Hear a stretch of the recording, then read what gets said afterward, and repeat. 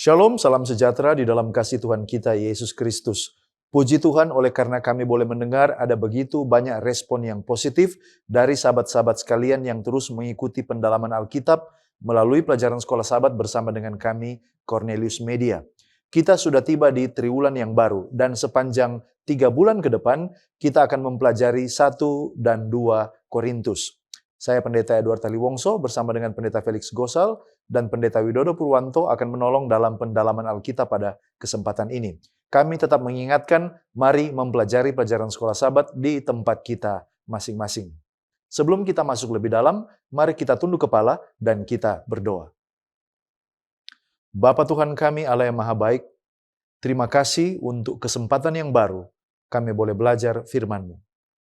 Bukalah hati dan pikiran kami untuk belajar firman Tuhan. Di dalam nama Yesus kami sudah berdoa. Amin. Penulis pelajaran sekolah sahabat kita adalah Adenilton Tavares de Aguirre PhD.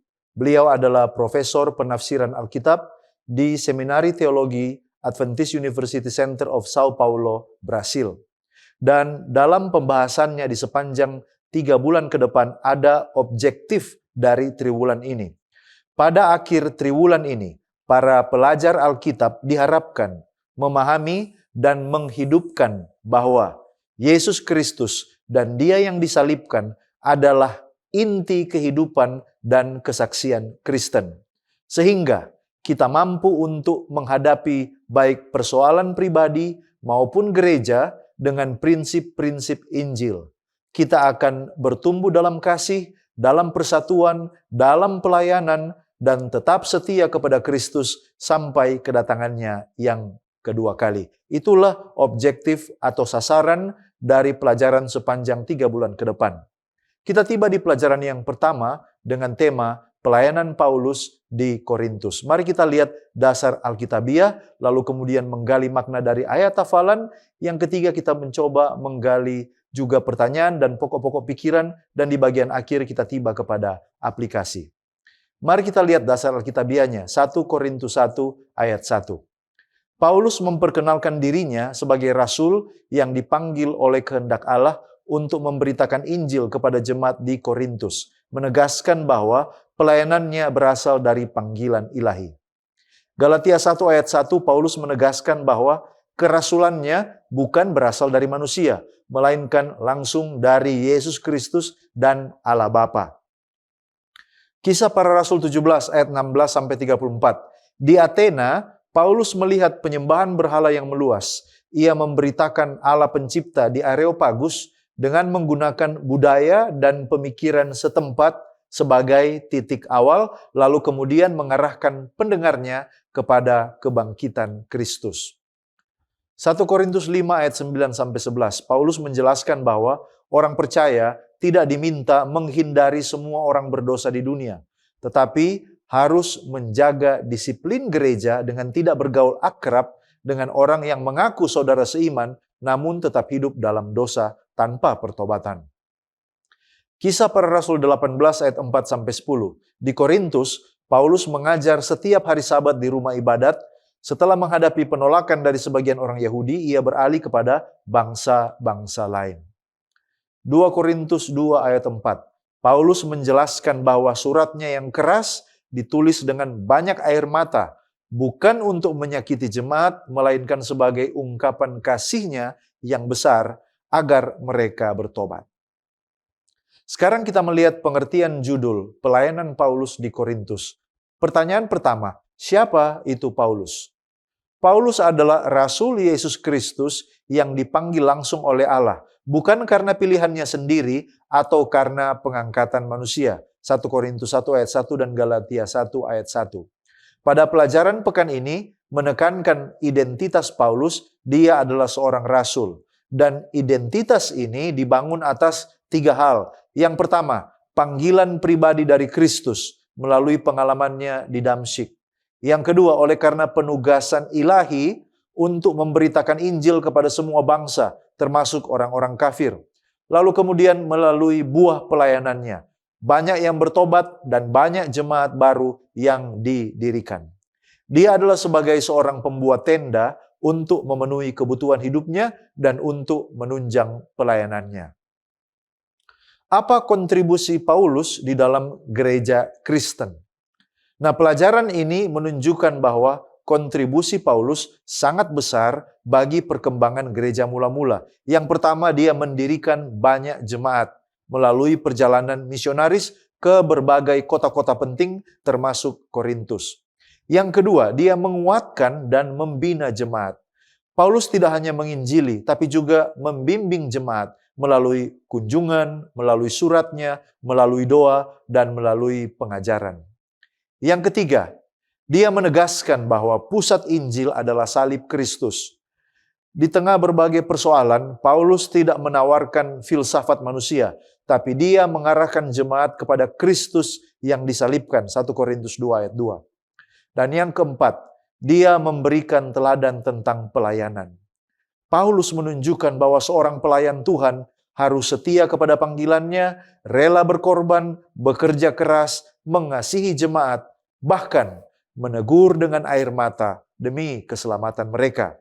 Dan yang kelima, dia menjaga identitas gereja. Paulus menentang perpecahan dan dia mengingatkan bahwa orang percaya adalah pengikut Kristus, bukan pengikut pemimpin-pemimpin tertentu. 1 Korintus 1 ayat 10 sampai 13. Pertanyaan selanjutnya, di manakah kota Korintus itu? Korintus adalah sebuah kota penting di wilayah Yunani kuno atau provinsi Akaya dalam Kekaisaran Roma. Dan menurut pelajaran sekolah sahabat kita, ini adalah kota lama yang dihancurkan Roma pada tahun 146 sebelum Masehi. Tapi dibangun kembali oleh Julius Caesar pada tahun 44 sebelum Masehi. Kemudian kota ini menjadi ibu kota dari provinsi Akaya. Mempunyai 2 pelabuhan besar, Kenkrea dan Lekaion. Lalu kota ini menjadi pusat perdagangan internasional yang sangat kaya. Penduduk kota ini berasal dari berbagai bangsa dan budaya. Dan karena masyarakatnya yang sangat beragam, Korintus menjadi kota yang sangat terbuka terhadap ide-ide baru, tetapi juga ada tantangan moral dan rohani. Dalam cara apa pelajaran kepada jemaat Korintus relevan untuk gereja zaman modern? Ada beberapa pelajaran. Yang pertama, gereja tetap bisa memiliki banyak masalah. Saudaraku, Korintus adalah gereja yang diberkati, tetapi penuh persoalan. Demikian pula gereja sekarang. Keberadaan masalah bukan berarti Allah meninggalkan gereja, tapi gereja harus diperbaharui. Yang kedua, menjaga identitas sebagai pengikut Kristus. Jemaat Korintus mulai mengelompokkan diri berdasarkan pengikut Paulus, Apolos, dan Petrus. Bagi gereja modern, ini menjadi peringatan agar tidak mengkultuskan individu seperti pendeta, pemimpin, organisasi, atau tokoh tertentu. Yang ketiga, Injil tetap menjadi pusat. Solusi Paulus terhadap berbagai masalah bukan strategi organisasi, tetapi mari kita kembali kepada salib Kristus. Gereja modern harus menjadikan Injil sebagai pusat kehidupan. Dan yang keempat, pelajaran bagi gereja modern adalah misi harus tetap menjadi prioritas. Walaupun banyak persoalan internal, Paulus fokus memberitakan Injil. Ellen White dalam Kisah Para Rasul halaman 373 mengatakan tentang mimpi dari Rasul Paulus. Dia katakan, selama tinggal di Korintus, Paulus menyempatkan diri untuk menatap ke depan menuju bidang-bidang pelayanan yang baru dan lebih luas. Perjalanan yang direncanakannya ke Roma khususnya sangat menyibukkan pikirannya. Melihat iman Kristen tertanam kokoh di pusat besar dunia yang dikenal saat itu merupakan salah satu harapan terbesarnya dan rencana yang paling ia hargai. Untuk mempersiapkan jalan bagi pelayanannya di antara saudara-saudara seiman ini, yang banyak di antaranya masih asing baginya, ia mengirim surat kepada mereka yang mengumumkan niatnya untuk mengunjungi Roma dan harapannya untuk menancapkan panji salib di Spanyol. Inilah gereja yang misioner, gereja yang diharapkan oleh Tuhan Yesus Kristus. Baik, terima kasih pendeta. Kita tiba pada ayat hafalan Kisah 18 ayat 9 dan 10. Pada suatu malam berfirmanlah Tuhan kepada Paulus di dalam suatu penglihatan. Jangan takut, teruslah memberitakan firman dan jangan diam. Sebab aku menyertai engkau dan tidak ada seorang pun yang akan menjamah dan menganiaya engkau. Sebab banyak umatku di dalam kota ini. Nah, mari kita lihat apa konteks dan latar belakang ayat ini. Nah, latar belakang kisah para rasul pasal 18 ayat 9 sampai 10 ini dapat kita pahami dalam 3 hal. Yang pertama, yaitu konteks tempat. Kota Korintus ini adalah kota pelabuhan yang besar dan ini adalah pusat perdagangan pada masa itu. Tetapi juga kota ini terkenal dengan kota yang amoral. Kota ini hampir sepenuhnya dipenuhi dengan penyembahan berhala dan penuh dengan ritual-ritual yang merusak moral. Jadi, dalam konteks ini, Paulus sementara memasuki ladang yang secara rohani sangat gelap dan sangat keras. Yang kedua, kita melihat konteks perjalanan misi. Peristiwa ini terjadi pada perjalanan misi yang kedua dari Rasul Paulus. Paulus baru saja datang dari Athena, tempat di mana pemberitaan yang diberikan oleh Paulus itu hanya membuahkan sedikit hasil. Dan di Korintus, Paulus tinggal bersama Aquila dan Priscilla dan bekerja bersama menjadi tukang kemah untuk menopang dirinya sendiri. Kemudian yang ketiga adalah konteks pelayanan. Nah, Paulus mula-mula memberitakan Injil di sinagog. Tetapi kemudian orang Yahudi menolak dan menghujat. Dan pada akhirnya Paulus pindah ke rumah Titius Justus. Dan meskipun demikian, Krispus, kepala rumah ibadat, dan banyak orang yang ada di Korintus percaya dan dibaptiskan. Dan keberhasilan ini justru memperbesar kebencian para penentang.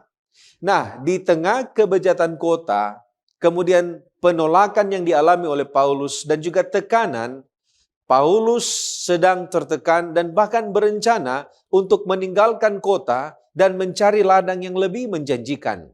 Tepat pada saat itulah Tuhan menampakkan diri kepada Paulus dalam khayal dan ayat 9, ayat 10, ayat hafalan kita ini bukanlah penglihatan biasa, tetapi ini adalah sebuah penghiburan ilahi bagi Paulus yang lelah dan ragu di dalam pelayanannya.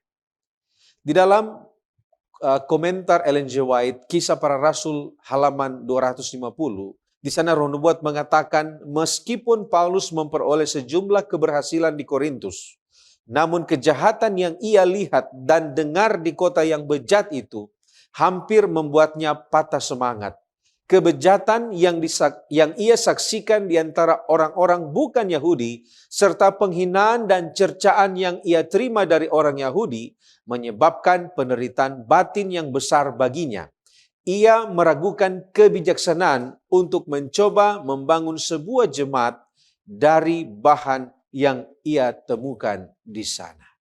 Nah, saudara, mari kita lanjut kepada pengertian ayat hafalan kita. Nah, apa pengertian terus beritakan firman dan jangan diam? Kemudian, apa pengertian tidak ada seorang pun yang akan menjamah dan menganiaya engkau? Nah, bukankah Paulus dianiaya dalam kehidupan misionarisnya?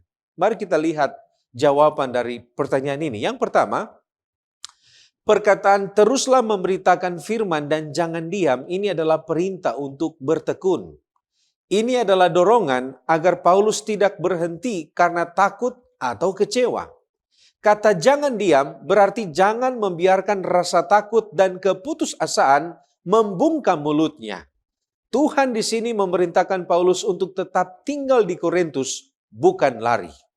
Kemudian yang kedua adalah sebab aku menyertai engkau. Kata ini adalah dasar dari perintah. Ketekunan Paulus itu tidak bertumpu pada keberaniannya sendiri, melainkan pada penyertaan Tuhan.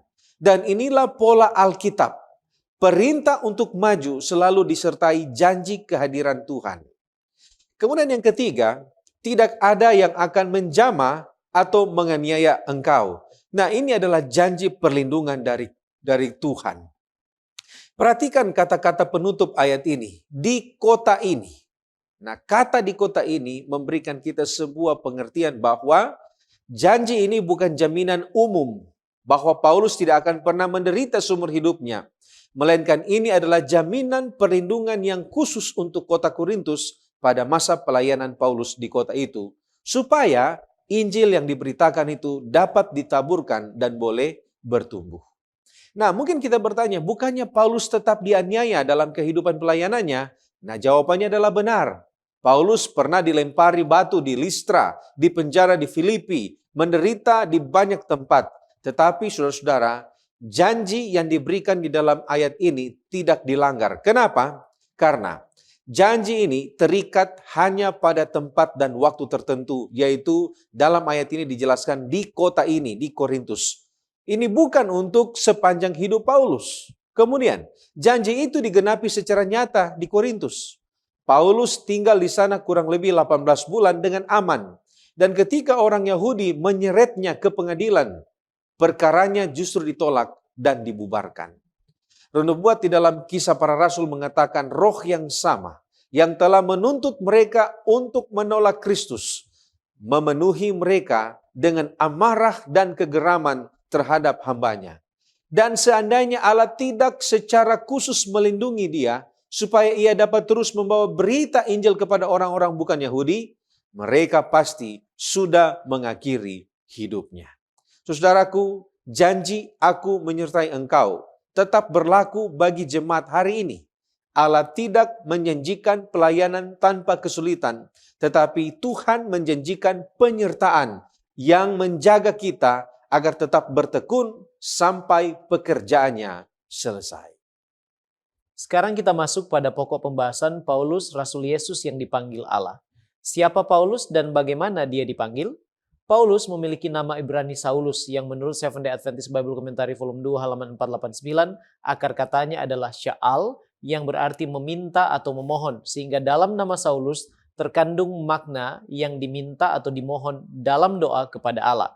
Menurut Kisah Para Rasul pasal 22 dan 23, Paulus memiliki status kewarganegaraan Roma sebab dia dilahirkan di Tarsus di tanah Kilikia, namun dia adalah seorang Yahudi keturunan Abraham menurut Roma 11 ayat yang pertama. Kemudian Filipi 3 ayat 5 katakan bahwa dia disunat pada hari ke-8 dari bangsa Israel, dari suku Benyamin, orang Ibrani asli, dan tentang pendirian terhadap hukum Taurat, aku, kata Paulus, adalah orang Farisi. Kesaksiannya dalam Kisah 22 ayat 3 menyatakan, aku adalah orang Yahudi, lahir di Tarsus di tanah Kilikia, tetapi dibesarkan di kota ini, dididik dengan teliti di bawah pimpinan Gamaliel dalam hukum nenek moyang kita, sehingga aku menjadi seorang yang giat bekerja bagi Allah, sama seperti kamu semua pada waktu ini. Nah, sebelum menjadi Rasul Yesus, Kisah 8 ayat 3 katakan, tetapi Saulus berusaha membinasakan jemaat itu dan ia memasuki rumah demi rumah dan menyeret laki-laki dan perempuan keluar dan menyerahkan mereka untuk dimasukkan ke dalam penjara. Kisah 7 ayat 58 menyatakan bahwa dia hadir juga pada waktu Stefanus menjadi martir. Galatia 1 ayat 13, tanpa batas dia menganiaya jemaat Allah dan berusaha membinasakannya. Paulus bersaksi dalam Kisah 22 ayat 4, dan aku telah menganiaya pengikut-pengikut jalan Tuhan sampai mereka mati. Laki-laki dan perempuan kutangkap dan kuserahkan ke dalam penjara. Itulah sebabnya Alfa Omega Jilid 6 halaman 95 ungkapkan bahwa Saulus merupakan seorang muda Ibrani dari golongan Farisi yang memiliki potensi besar. Dikatakan bahwa pengangkatannya kepada keanggotaan dalam rapat Sanhedrin menempatkan dia dalam kedudukan sebagai penguasa. Nah, hampir di setiap salam pembuka suratnya, Paulus menyatakan bahwa dia dipanggil menjadi Rasul Kristus oleh kehendak Allah. Contohnya dalam 1 Korintus 1 ayat yang pertama, kemudian Galatia 1 ayat 1 dan Efesus 1 ayat 1. Nah, bagaimana dia dipanggil Allah dan apa tugasnya sebagai Rasul Yesus? Paulus dipanggil melalui perjumpaan langsung dengan Yesus yang telah bangkit. Kisahnya dicatat dalam Kisah pasal dan diceritakan kembali Paulus dalam Kisah pasal yang ke-22. Peristiwa itu terjadi ketika Paulus sedang dalam perjalanan ke Damsyik dengan semangat yang berkobar dan surat kuasa penuh dari imam besar untuk menangkap orang-orang Kristen, pengikut jalan Tuhan dan membawa mereka ke Yerusalem. Ketika hampir tiba di Damsyik, cahaya terang dari surga menyinarinya. Ia jatuh dan rebah ke tanah dan ia mendengarkan suara Yesus langsung berkata, Saulus, Saulus, mengapakah engkau menganiaya aku? Paulus menjawab, siapakah engkau Tuhan? Kemudian Yesus berkata, akulah Yesus yang kau aniaya itu. Perjumpaan ini mengubah seluruh arah hidup Paulus. Setelah itu, Paulus menjadi buta selama 3 hari lamanya sampai Tuhan mengutus Ananias untuk menemuinya. Kisah Para Rasul 9 ayat 17-18 katakan, "Lalu pergilah Ananias ke situ dan masuk ke rumah itu. Ia menumpangkan tangannya ke atas Saulus, katanya, 'Saulus, saudaraku, Tuhan Yesus yang telah menampakkan diri kepadamu di jalan yang engkau lalui, telah menyuruh aku kepadamu supaya engkau dapat melihat lagi dan penuh dengan Roh Kudus.' Dan seketika itu juga seolah-olah selaput gugur dari matanya sehingga ia dapat melihat lagi. Ia bangun lalu dibaptis." Inilah kisah bagaimana Paulus bertobat dan dipanggil Allah menjadi Rasul Yesus Kristus. Nah, kata Yunani apostolos yang diterjemahkan rasul mengandung makna seorang yang diutus sebagai duta atau delegasi resmi yang memiliki otoritas dari yang mengutusnya. Jadi, Rasul Yesus adalah seorang yang diutus oleh Yesus dengan otoritas surga untuk mewakilinya dan juga melakukan pekerjaannya. Nah, konteks rasul dalam pengertian para murid termasuk Paulus adalah juga hamba atau pelayan Yesus. Jadi Paulus sebagai Rasul Yesus adalah juga hamba dan pelayan Yesus. Paulus katakan dalam Roma 1 ayat 1, "Dari Paulus hamba Kristus Yesus yang dipanggil menjadi Rasul dan dikuduskan untuk memberitakan Injil Allah." Inilah tugasnya sebagai Rasul Yesus, yaitu memberitakan Injil Allah. Dalam pengertian lain, tugasnya adalah untuk menjadi saksi Yesus. Kisah Para Rasul 22 ayat 14-15 katakan, "Engkau akan menjadi saksinya terhadap semua orang tentang apa yang telah kau lihat dan kau dengar."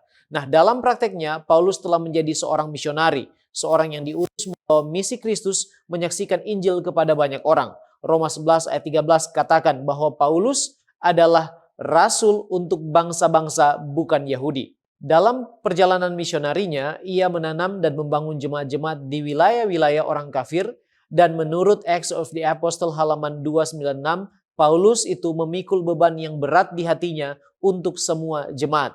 1 Timotius 2 ayat yang ke-7, "Untuk Injil itulah aku telah ditetapkan sebagai pemberita, rasul, dan pengajar." Nah, mungkin kita bertanya, mengapa Allah memilih Paulus? Bukankah dia memiliki background seorang penganiaya dan masih banyak lain yang bisa dipilihnya sebagai rasul, bukannya Paulus?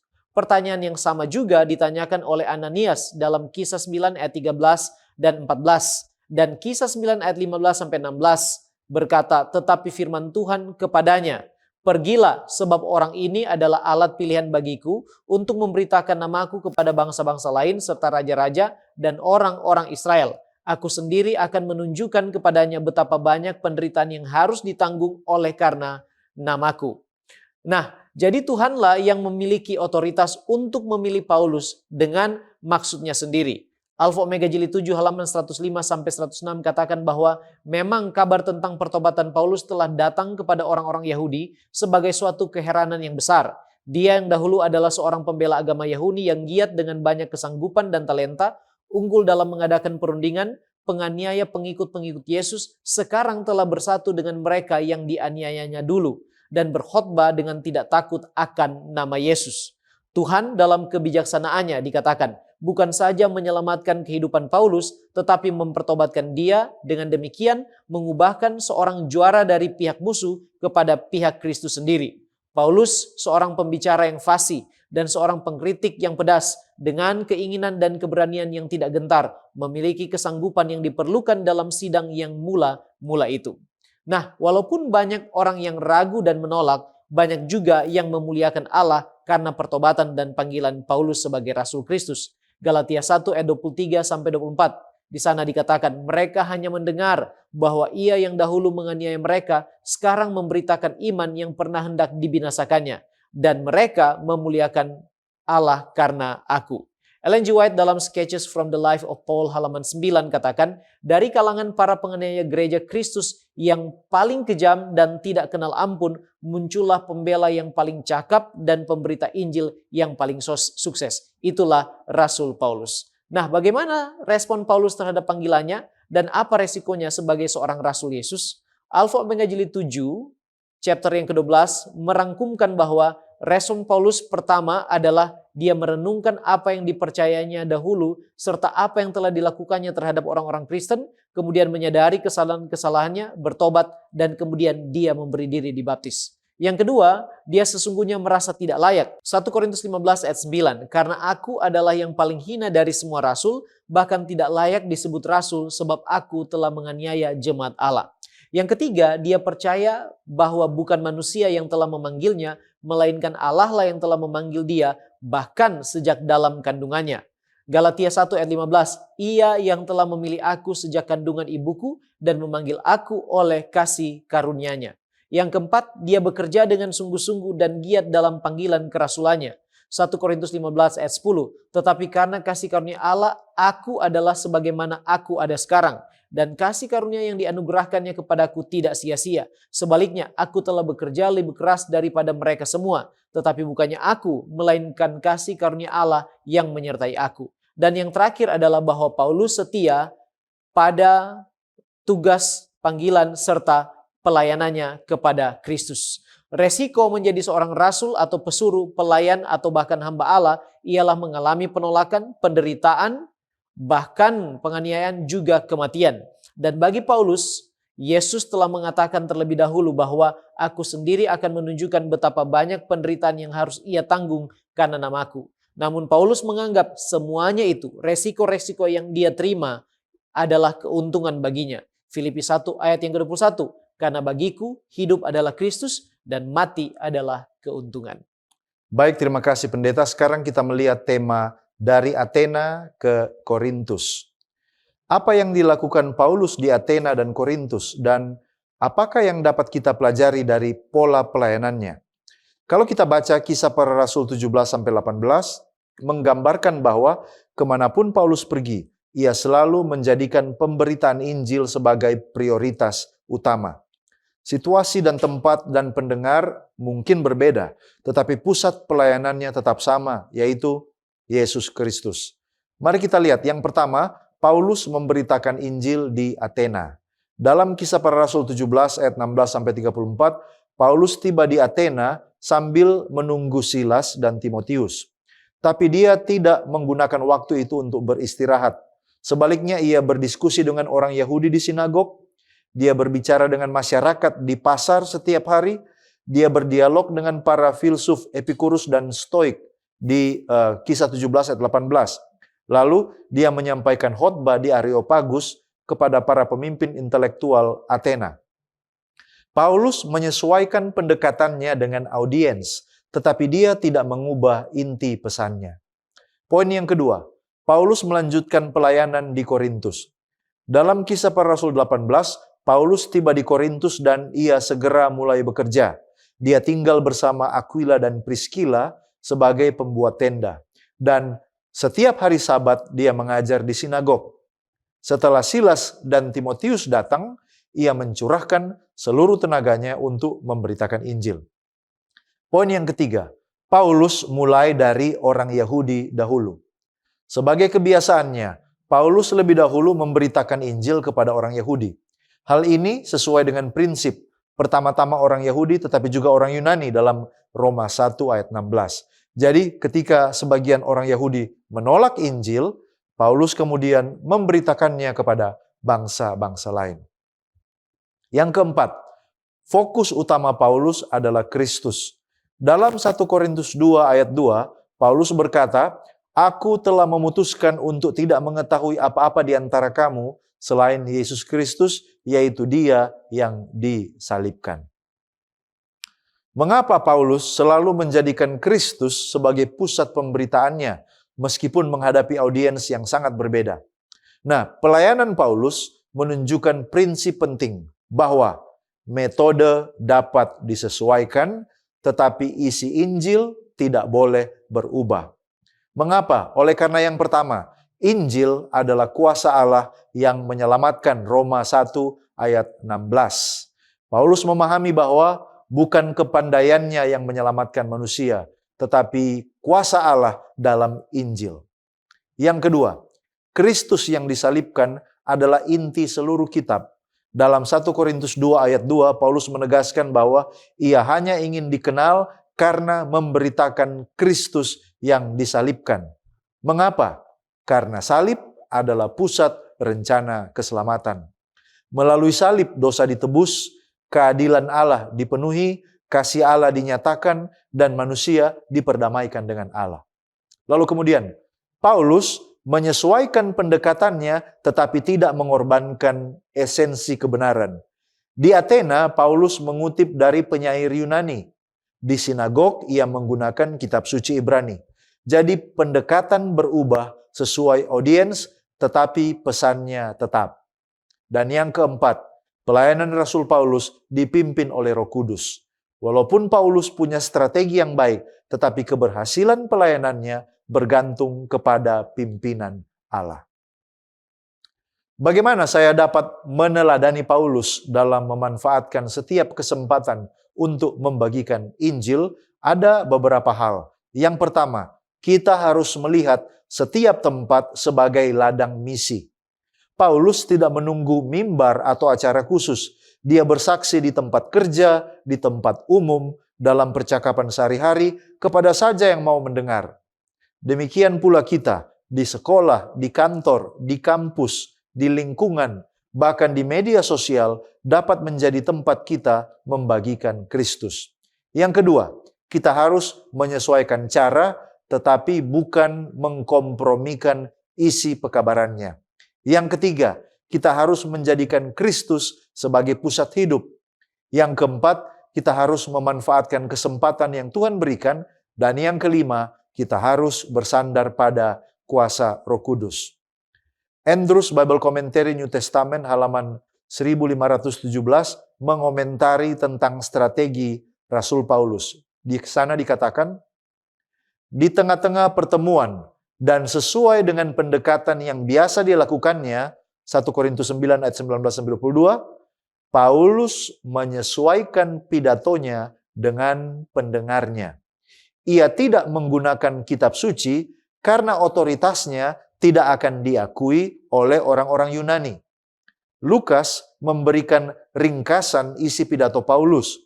Orang-orang Athena ingin mengetahui ajaran ini, kisah 17 ayat 19, agar mereka dapat menilainya secara rasional. Mereka mendengarkan dengan penuh perhatian, tanpa keberatan apapun, sebelum Paulus menyebut kebangkitan. Pendahuluan pidato tersebut, ayat 22, tepat dan sesuai dengan aturan-aturan retorika, dengan logika yang tak kenal lelah. Paulus memanfaatkan konsep-konsep dan kosakata filosofis untuk membawa pendengarnya pada suatu keputusan. Kita tiba pada pokok diskusi mengenai kota Korintus. Nah, mungkin kita bertanya, mengapa Korintus dipilih sebagai pusat penyebaran Injil? Bukannya Korintus adalah kota yang kaya, penuh penyembahan berhala, dan juga bermoral buruk? Nah, saudara, ada 4 alasan mengapa Korintus yang dipilih. Yang pertama, karena posisi Korintus sangat strategis. Korintus adalah kota pelabuhan dan pusat perdagangan yang menghubungkan berbagai wilayah Kekaisaran Romawi. Dan Injil yang ditaburkan di sini akan ikut terbawa oleh para pedagang dan juga pelacong ke seluruh penjuru dunia. Korintus ibarat kota persimpangan, dan satu benih di sini bisa menyebar ke banyak tempat. Alasan yang kedua, karena di tempat yang paling gelap, justru terang Injil paling dibutuhkan. Allah tidak menghindari tempat berdosa. Justru kesanalah ia datang. Dan ini adalah prinsip yang sama dengan firman Yesus. Yang membutuhkan tabib adalah orang sakit, bukan orang sehat. Dan semakin bejat sebuah kota, maka semakin besar kebutuhannya akan Injil. Alasan yang ketiga, karena Allah sudah memiliki banyak umat di kota ini. Ayat 10 sendiri memberikan alasannya, sebab banyak umatku di kota ini. Di balik reputasi buruk Korintus, ada banyak jiwa yang hatinya telah disiapkan Tuhan. Pemilihan ladang tidak didasarkan pada baik buruknya reputasi kota, melainkan pada tuaian jiwa yang tersembunyi di dalamnya. Alasan yang keempat, karena kota yang keras menjadi bukti kuasa Injil. Jika Injil sanggup mengubah Korintus yang paling bejat, maka Injil sanggup mengubah siapa saja. Jemaat Korintus yang lahir dari orang-orang paling berdosa menjadi bukti bahwa darah Kristus berkuasa kepada setiap orang. Roh Nubuat di dalam Kisah Para Rasul menulis sebuah pusat perdagangan besar yang terletak dengan mudah dijangkau dari segala penjuru kekaisaran Romawi. Kota itu merupakan tempat yang penting untuk mendirikan tugu-tugu peringatan bagi Allah dan kebenarannya. Nah, saudaraku yang terkasih, di Korintus ini Paulus melayani sambil bekerja sebagai tukang kemah. Nah, pelajaran apa yang bisa kita ambil dari bekerja sambil melayani? Dan mungkin kita bertanya, mengapa para pendeta tidak diperbolehkan untuk berbisnis? Nah, saudara, ada 5 hal yang perlu kita perhatikan. Yang pertama, pekerjaan sehari-hari bukan penghalang pelayanan, melainkan sarana pelayanan. Paulus di dalam Kisah pasal 18 adalah pembuat tenda. Tetapi ini bukan berarti dia berhenti melayani. Tetapi supaya ia dapat terus memberitakan Injil tanpa membebani siapapun. Dan pekerjaan dari Paulus ini justru menopang misi dari Paulus. Kemudian yang kedua, setiap orang percaya itu adalah pelayan di tempat kerjanya.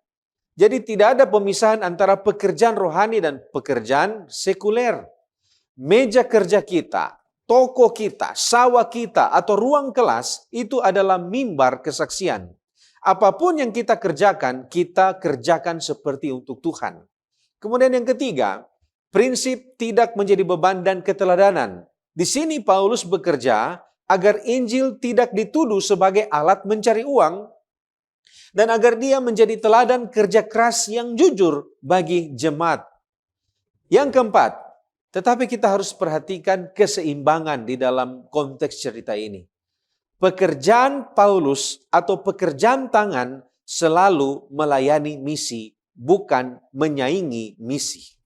Ketika kemudian hari datang bantuan dari Silas dan Timotius yang tiba dari Makedonia, Kisah pasal 18 mencatat bahwa Paulus memberikan seluruh waktunya untuk memberitakan firman.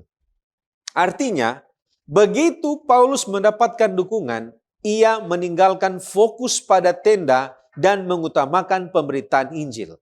Bagi Paulus, pekerjaan atau bekerja adalah demi Injil, bukan demi mengumpulkan harta. Dan inilah dasar mengapa gereja Advent meminta pendeta-pendeta untuk menjadi penuh waktu atau bekerja penuh waktu dan tidak menjalankan bisnis pribadi. Alasannya bukan karena bisnis itu dosa, melainkan karena panggilan seorang pendeta menuntut hati dan waktu yang tidak terbagi. Ketika jemaat sudah menopang pendeta secara finansial supaya ia dapat mengabdikan dirinya sepenuhnya kepada firman, menjalankan bisnis akan memecahkan fokus pendeta itu. Itu akan menimbulkan benturan kepentingan dan juga melemahkan pelayanan rohani. Jadi prinsipnya sama. Sama seperti Paulus. Begitu hamba atau pelayan mendapatkan dukungan, maka seluruh tenaga harus diberikan untuk Injil. Evangelism halaman 91 mengatakan, mereka yang masuk ke dalam pelayanan terlibat dalam suatu pekerjaan yang khusus dan harus menyerahkan diri kepada doa dan pemberitaan firman. Pikiran mereka tidak boleh dibebani dengan urusan-urusan bisnis. Selama bertahun-tahun, Tuhan telah mengajar saya untuk memperingatkan saudara-saudara pendeta agar tidak membiarkan pikiran mereka begitu terserap dalam urusan bisnis sehingga mereka tidak lagi punya waktu untuk bersekutu dengan Allah dan bergaul dengan Roh. Kita pindah pada pokok pembahasan banyak umatku di kota ini. Apa yang melatar belakangi topik banyak umatku di kota ini? Sebelum tiba di Korintus, Paulus telah mengalami serangkaian penderitaan, yaitu di Filipi, di mana menurut kisah 16, dia didera, dimasukkan ke dalam penjara, bahkan dibelenggu kaki mereka dengan pasungan yang kuat. Namun di Filipi, mujizat dan penyertaan Allah nyata, dan kepala penjara yang ditugaskan menjadi percaya dan bertobat. Di Tesalonika kemudian, orang-orang Yahudi dan beberapa penjahat pasar mencoba menghasut massa, berusaha menghalangi pelayanan mereka dan berupaya menyakiti mereka di sana. Kemudian di Berea, orang Yahudi dari Tesalonika menyusul dan berusaha menghasut serta mengacaukan pelayanan mereka. Di Athena, pelayanannya hanya menghasilkan sedikit saja pertobatan. Dan Kisah 17 ayat 32 katakan bahwa ketika mereka mendengar tentang kebangkitan orang mati, maka ada yang mengejek dan yang lain berkata, lain kali saja kami mendengar engkau berbicara tentang hal itu. Nah sekarang di Korintus, Kisah 18 ayat 6 katakan bahwa orang-orang itu memusuhi dia dan menghujat. Dengan latar belakang inilah Kisah 18 ayat 9 dan 10 katakan bahwa pada suatu malam berfirmanlah Tuhan kepada Paulus di dalam suatu penglihatan. Jangan takut, teruslah memberitakan firman dan jangan diam. Sebab aku menyertai engkau dan tidak ada seorang pun yang akan menjamah dan menganiaya engkau sebab banyak umatku di kota ini. Seventh-day Adventist Bible Commentary volume 6 halaman 362 mengungkap bahwa tampaknya perkataan Tuhan ini disampaikan kepada Paulus karena rasul itu mulai kehilangan semangat dan keberaniannya setelah mengalami cedera fisik saat itu. Nah, apa yang dimaksud Allah ketika mengatakan banyak umatku di kota ini? Seventh-day Adventist Bible Commentary volume 6 halaman 362 katakan, kata-kata Allah tersebut mengingatkan pada ucapan yang disampaikannya kepada Elia pada saat Elia sedang lemah dan putus asa. Dalam 1 Raja-Raja 19 ayat 18 dikatakan, tetapi aku akan meninggalkan 7.000 orang di Israel, yakni semua orang yang tidak sujud menyembah Baal dan yang mulutnya tidak mencium dia. Maksud Tuhan adalah bahwa bahkan di antara mereka yang paling terjerat dalam berbagai dosa dan kejahatan di Korintus, terdapat jiwa-jiwa yang tulus yang merindukan pembebasan dan menanti panggilan untuk bertobat. Panggilan inilah yang harus disampaikan oleh Paulus dan para pengikutnya. Dan karena Korintus merupakan salah satu pusat kegiatan perdagangan yang penting pada masa itu, maka secara manusiawi sangatlah penting bagi jemaat untuk segera membangun citra yang baik sejak awal. Pentingnya dan luasnya komunitas Kristen di Korintus dapat dilihat dari surat-surat yang kemudian ditulis Paulus kepada jemaat di sana. Dan melalui sebuah penglihatan, Tuhan memberikan jaminan penuh belas kasihan kepada Paulus bahwa pemberitaannya akan diberkati dengan melimpah. Ia pun bangkit dengan penuh penghiburan, siap untuk tugas apapun. Dan Alkitab memang tidak memberikan angka mengenai banyaknya umat Allah di kota itu. Namun Kisah Para Rasul 18 ayat 8 katakan, tetapi Krispus, kepala rumah ibadat itu, menjadi percaya kepada Tuhan bersama-sama dengan seisi rumahnya, dan banyak dari orang-orang di Korintus yang mendengarkan pemberitaan Paulus menjadi percaya dan memberi diri mereka dibaptis. Orang percaya di Korintus terdiri dari berbagai lapisan masyarakat, sehingga berdirilah jemaat Korintus dan Paulus kemudian hari menulis 2 surat besar kepada jemaat itu. Nah sekarang apa tantangan hebat yang dihadapi Paulus sehingga Tuhan katakan jangan takut? Andrews Bible Commentary halaman 1518 katakan bahwa penolakan dan perlawanan kaum Yahudi terhadap Paulus sangat keras. Kata kerja antitaso berarti menentang atau melawan, bahkan bersiap untuk berperang dan menghasilkan hujatan yang tajam. Paulus memiliki alasan kuat untuk merasa takut. Pertobatan kepala sinagog serta banyak yang bukan Yahudi dapat memicu reaksi kekerasan terhadap dirinya sendiri. Itulah sebabnya Seventh-day Adventist Bible Commentary volume 6 halaman 362 katakan bahwa Paulus saat itu sedang diliputi rasa takut dan putus asa, serta sangat merasakan beban tugas yang sedang ia emban bagi Tuhannya, dan tidak diragukan lagi, ia juga berada dalam bahaya fisik secara pribadi. Ia telah menyaksikan bagaimana hinaan orang-orang Yahudi meledak menjadi kekerasan fisik, dan hal itu bisa saja terjadi lagi. Dengan penuh kasih, Tuhan menegurnya dengan kata-kata, jangan takut. Sekarang apa yang menguatkan dan meyakinkan Paulus untuk tetap melayani? Yang pertama adalah firman Tuhan yang berkata, aku menyertai engkau dan tidak ada seorang pun yang akan menjamah dan menganiaya engkau. Itulah yang menguatkan dan meyakinkan Paulus untuk tetap melayani dan mengkhotbahkan Injil di Korintus. Seventh-day Adventist Bible Commentary volume 6 halaman 362 kembali mengatakan, perintah yang baru saja diberikan Yesus diikuti oleh sebuah janji yang memenuhi kebutuhan Paulus pada saat itu. Meskipun orang-orang yang menentangnya, Kristus tetap menyertainya. Meskipun jalan yang dilalui penuh dengan penderitaan, ada jaminan bahwa rencana jahat manusia akan ditahan dan bahwa pekerjaan Paulus tidak akan terhambat secara terus-menerus. Kristus tidak menjanjikan Paulus kebebasan dari serangan, namun musuh tidak diizinkan untuk melakukan kekerasan terhadapnya. Berikutnya Alfa Omega Jilid 7 halaman 211. Dikatakan Paulus mengerti bahwa inilah perintah untuk tinggal di Korintus dan suatu jaminan bahwa Tuhan akan memberi pertambahan kepada benih yang ditaburkan. Dikuatkan dan diberi keberanian, ia meneruskan untuk bekerja di sana dengan semangat dan ketabahan. Nah, kabar baiknya bagi kita adalah bahwa janji yang sama juga diberikan bagi kita, bahwa Ia akan menyertai kita sampai akhir zaman. Di Outward Look halaman 91, pena inspirasi katakan, malaikat-malaikat Allah siap dan sedang menanti untuk menyertai orang-orang yang rendah hati, yang dengan Alkitab di tangan mereka pergi kepada mereka yang belum menerima terang ini dan membacakan kepada mereka, beginilah firman Tuhan. Terima kasih pendeta. Sekarang kita melihat tema surat-surat Paulus kepada jemaat Korintus. Mengapa Paulus menulis surat-surat kepada jemaat Korintus dan persoalan-persoalan apa yang sebenarnya dia tangani di sana? Surat-surat Paulus kepada jemaat Korintus lahir dari kasih pastoral yang mendalam terhadap sebuah jemaat yang sedang mengalami banyak persoalan. Mari kita lihat apa yang terjadi. Yang pertama, Paulus menerima laporan tentang kondisi jemaat. Di 1 Korintus 1 ayat 11, Paulus mengetahui melalui keluarga Chloe bahwa jemaat Korintus sedang mengalami berbagai masalah.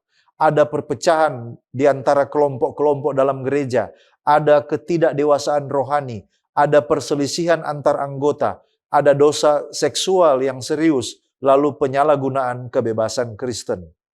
Kemudian, Paulus juga menjawab beberapa pertanyaan dari jemaat. Kalau kita baca 1 Korintus 7 ayat 1, Paulus menulis, "Dan sekarang tentang hal-hal yang kamu tuliskan kepadaku." Ini menunjukkan bahwa jemaat sendiri pernah mengirim surat berisi berbagai pertanyaan. Pertanyaan tentang pernikahan, perceraian, hidup selibat, makanan yang dipersembahkan kepada berhala, tata ibadah, penggunaan karunia roh, dan juga tentang kebangkitan orang mati. Selanjutnya, Paulus menulis dengan tujuan untuk membangun. Ada beberapa ayat yang menunjukkan maksud dari penulisan Paulus. 1 Korintus 4 ayat 14, untuk menasihati sebagai anak-anak yang dikasihi. 1 Korintus 14 ayat 37 dan 40, untuk menjaga ketertiban dan kebenaran dalam ibadah. 2 Korintus 13 ayat 10, untuk membangun bukan meruntuhkan jemaat. Dan poin yang keempat, surat-surat Paulus menunjukkan ada hubungan yang berkelanjutan. Dari petunjuk dalam 1 dan 2 Korintus, tampaknya Paulus menulis lebih dari 2 surat kepada jemaat ini. Tetapi memang tidak tercatat di dalam kanon yang kita miliki. Hal ini menunjukkan bahwa Paulus ini terus mendampingi jemaat meskipun dari kejauhan. Apa yang diajarkan surat-surat Paulus kepada jemaat Korintus tentang pelayanan pastoral dan kehidupan gereja?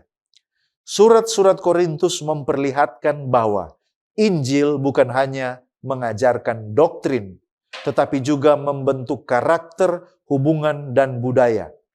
Yang pertama, gereja dapat memiliki banyak karunia, tetapi belum tentu gereja yang dewasa. Mereka ini adalah gereja yang terpecah, sombong, tidak bermoral, saling menggugat, menyalahgunakan perjamuan kudus, menyalahgunakan karunia roh. Di sini, Rasul Paulus mencoba untuk menjawab beberapa kesalahpahaman yang juga relevan bagi kita gereja modern. Yang pertama, kalau gereja banyak masalah berarti bukan gereja Tuhan. Jawabannya tidak selalu. Jemaat Korintus memiliki banyak masalah, tetapi Paulus tetap menyebut mereka sebagai jemaat Allah. 1 Korintus 1 ayat 2. Yang membedakan gereja sejati bukan tidak ada masalah, tetapi kesediaan untuk bertobat. Kemudian, kesalahpahaman yang selanjutnya, kasih berarti tidak boleh menegur. Tidak, Paulus justru menunjukkan bahwa kasih sejati terkadang harus menegur. Lalu kemudian, kesalahpahaman yang ketiga, yang penting adalah doktrin yang benar. Saudaraku, Korintus memiliki banyak pengetahuan rohani, tetapi gagal menerapkannya dalam kebenaran. Jadi, kebenaran yang sejati harus menghasilkan perubahan hidup. Tidak cukup hanya memiliki doktrin yang benar. Bagaimana saya dapat menerapkan pelajaran dari surat Paulus kepada jemaat Korintus dalam kehidupan dan dalam pelayanan saya? Melalui pelajaran ini mengingatkan bahwa setiap orang percaya dipanggil untuk membangun gereja dengan kasih, kerendahan hati, dan kesetiaan kepada Kristus. Ada beberapa hal yang dapat kita lakukan. Yang pertama, menerima koreksi firman Tuhan. Jangan hanya membaca, tetapi biarkan firman mengoreksi dan menegur. Yang kedua, menjaga gereja dari pengaruh-pengaruh nilai duniawi. Budaya modern mengagungkan popularitas, kekuasaan, kekayaan, persaingan, pencitraan. Tapi sebagai orang percaya, kita dipanggil untuk mengutamakan kerendahan hati, kasih, pelayanan, dan kesetiaan kepada Kristus. Dan yang ketiga, menegur dengan kasih. Kalau kita harus mengoreksi orang lain, lakukan seperti Paulus. Tujuannya bukan untuk memenangkan perdebatan, tetapi untuk memenangkan saudara kita kembali kepada Kristus. Yang keempat, memiliki hati seorang gembala. Paulus tidak bersikap acuh tak acuh. Ia menangis, ia berdoa, ia menulis, ia mengunjungi, dan terus membimbing mereka. Dan yang terakhir, menjadikan Kristus sebagai pusat kehidupan gereja. Ingat baik-baik, program, organisasi, dan semua aktivitas gereja penting. Tapi semuanya harus mengarah kepada satu tujuan, yaitu membentuk murid-murid serupa dengan Kristus. Andrews Bible Commentary New Testament halaman 1615 mengomentari tentang inti dari kesatuan gereja. Di sana dikatakan, inti dari kesatuan gereja adalah pesan tentang salib Kristus. Bagi Paulus, hal ini begitu penting, sehingga ia dengan tegas menyatakan bahwa Yesus Kristus yang disalibkan adalah fokus utama dari pesannya. Pesan ini bertentangan dengan pemikiran masyarakat kafir dan dianggap sebagai kebodohan oleh orang-orang Yunani serta batu sandungan oleh orang-orang Yahudi. Namun, pesan ini justru mempermalukan hikmat manusia. Baik, terima kasih pendeta. Kita tiba pada pendalaman. Mengapa Paulus yang sangat cerdas dan terpelajar tiba-tiba memutuskan untuk tidak mengetahui apa-apa selain Yesus Kristus yang disalibkan? Apa yang membuat pesan tentang salib begitu kuat sehingga mampu mengalahkan filsafat dan argumen manusia yang paling rumit? Nah, saudaraku yang terkasih, keputusan Paulus ini dapat dipahami dalam 4 hal. Yang pertama, karena Paulus belajar dari pengalaman di Athena. Di Athena, Paulus mencoba melawan logika dengan logika dan juga filsafat dengan filsafat, Kisah pasal 17. Dan hasilnya hanya sedikit yang bertobat. Dari pengalaman ini, Paulus sadar bahwa jiwa tidak dimenangkan oleh kepintaran berdebat. Oleh karena itu, di Korintus, Paulus sengaja mengganti strategi. Bukan karena ia tidak sanggup berfilsafat, tetapi karena dia tahu filsafat tidak mengubah hati. Yang kedua, karena salib adalah kuasa Allah, bukan kuasa manusia. Rasul Paulus menegaskan bahwa pemberian atau pemberitaan tentang salib adalah kekuatan Allah. Filsafat hanya menyentuh pikiran, tetapi salib menyentuh dan mengubah hati. Argumen yang hebat mungkin bisa membungkam mulut lawan, tetapi hanya salib yang sanggup mengubah kehidupan seseorang. Yang ketiga, karena salib menyingkapkan kasih Allah yang tak terjangkau oleh akal. Nah, saudara, hikmat manusia itu mungkin sanggup menjelaskan kenapa alam semesta dapat bekerja. Tetapi hanya salib yang dapat menjawab pertanyaan, mengapa Allah mau menyelamatkan saya? Yang keempat, karena salib merendahkan kesombongan manusia. Filsafat membuat manusia bangga pada kecerdasannya sendiri, tetapi salib menuntut penyerahan diri.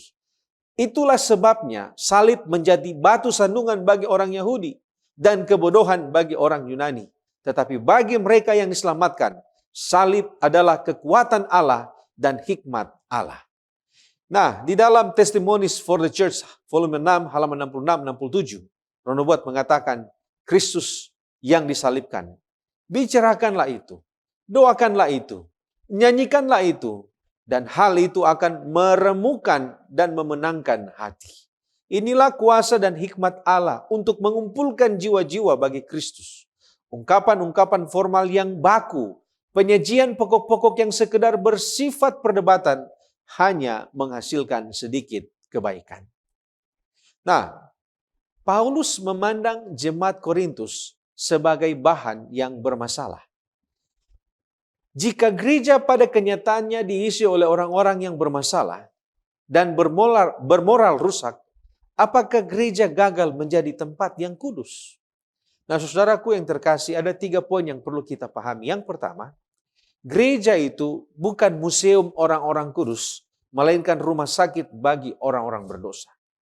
Justru keberadaan orang bermasalah adalah alasan kenapa gereja itu ada. Yesus sendiri berkata bahwa yang membutuhkan tabib adalah orang sakit.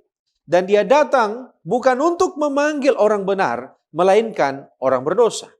Kalau gereja hanya boleh diisi orang sempurna, maka tidak seorang pun yang layak masuk ke dalam gereja. Yang kedua, kekudusan gereja tidak berasal dari kesempurnaan anggotanya, melainkan dari Kristus. Gereja disebut kudus karena kepalanya kudus dan karena panggilannya kudus. Kata kudus berarti dipisahkan, dikhususkan oleh Allah. Jadi karena itu adalah kudus, itu oleh karena panggilannya, oleh karena Yesus yang kudus, bukan karena anggotanya yang kudus. Menariknya, jemaat Korintus yang penuh masalah ini justru disebut Paulus sebagai mereka yang dikuduskan dalam Kristus Yesus dan yang dipanggil menjadi orang-orang kudus. Dan ini adalah status kudus mereka. Ya, mereka menerima status kudus itu oleh karena pemberian, bukan karena pencapaian mereka. Kristus adalah kudus dan panggilan itu adalah kudus, bukan berarti anggota-anggota ini hidup tanpa celah. Yang ketiga, gereja di dunia adalah gereja yang berjuang, bukan gereja yang menang. Dalam perumpamaan gandum dan lalang, keduanya dibiarkan tumbuh bersama sampai masa penuaian. Dan Tuhan sendiri melarang mencabut lalang saat ini, supaya jangan gandum itu ikut tercabut.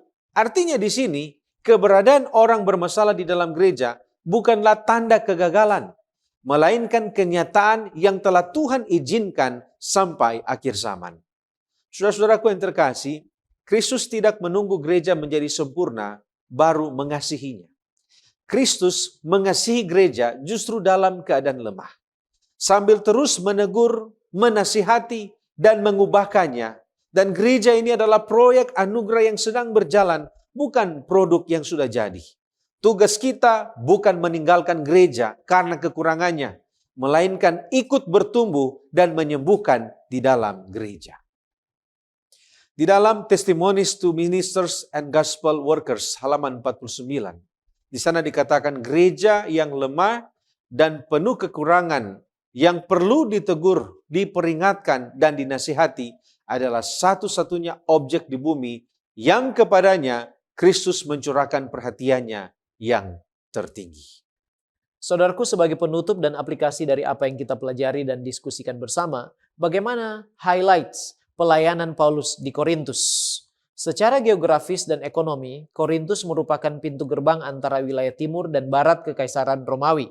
Sebagai kota pelabuhan dan pusat perdagangan, Korintus menjadi tempat bertemunya berbagai bangsa, budaya, bahasa, dan agama. Kisah 18 ayat 3 dikatakan setibanya di Korintus, Paulus tinggal bersama Aquila dan Priscilla serta bekerja sebagai pembuat tenda. Hal ini menunjukkan bahwa pelayanan tidak selalu bergantung pada dukungan finansial. Paulus rela bekerja agar tidak menjadi beban bagi jemaat. Paulus memulai pelayanannya di sinagog, dan ketika ditolak, ia beralih kepada bangsa-bangsa lain. Hal ini menunjukkan bahwa Injil bersifat universal.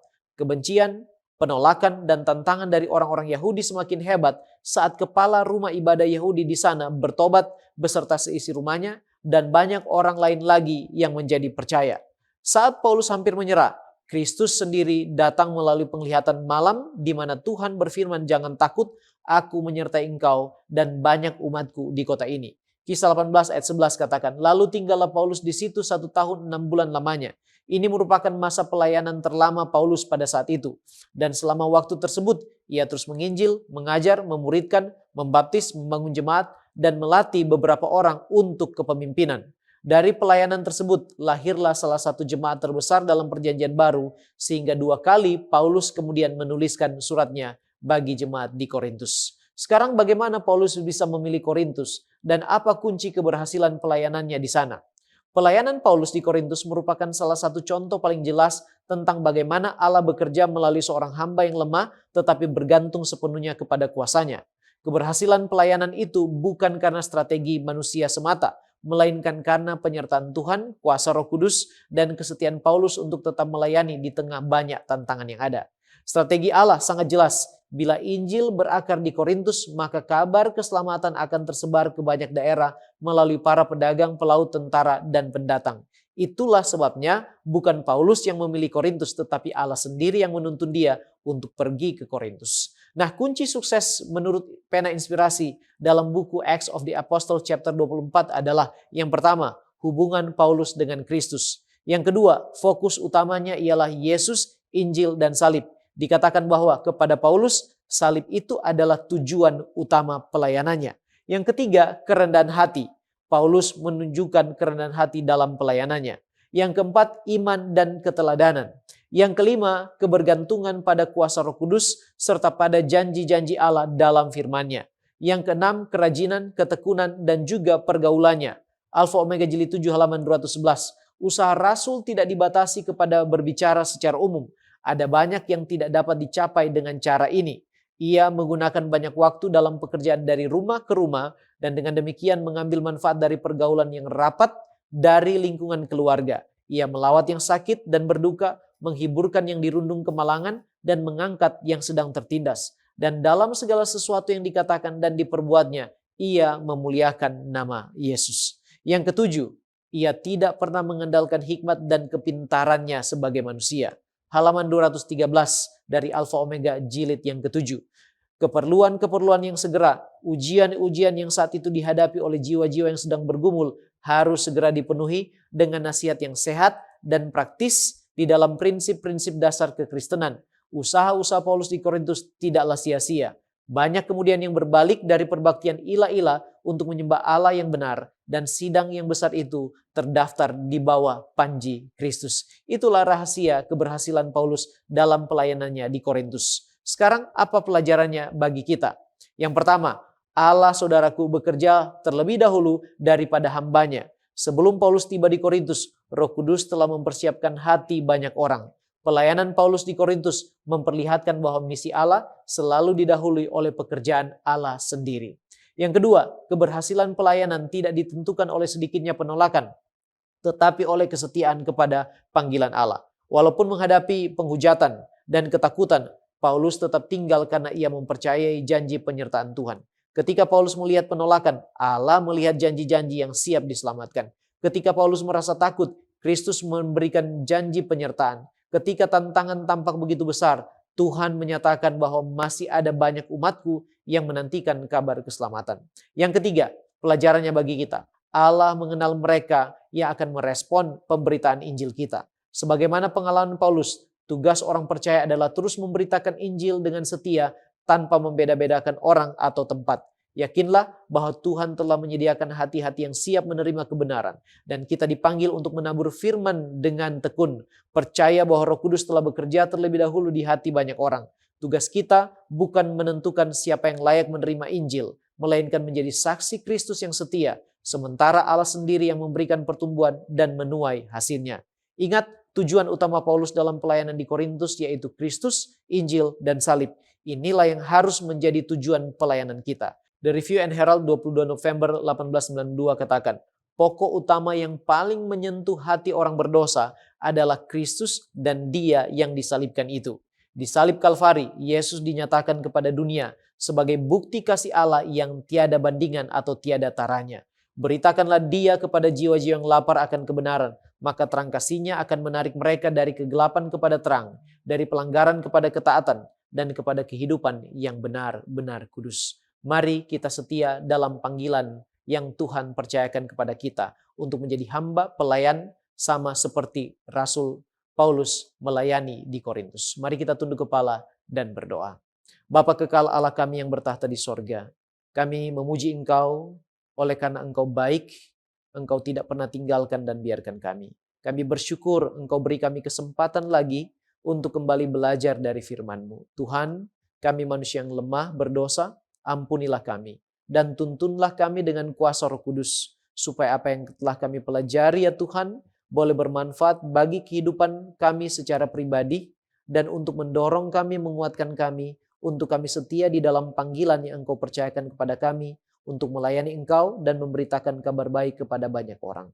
Bapa, teguhkan iman percaya kami, dan buatlah kami setia kepadamu, sampai hari Maranatha itu tiba, kami boleh menjadi berkat dan saksi bagi kemuliaan dan hormat bagi nama-Mu.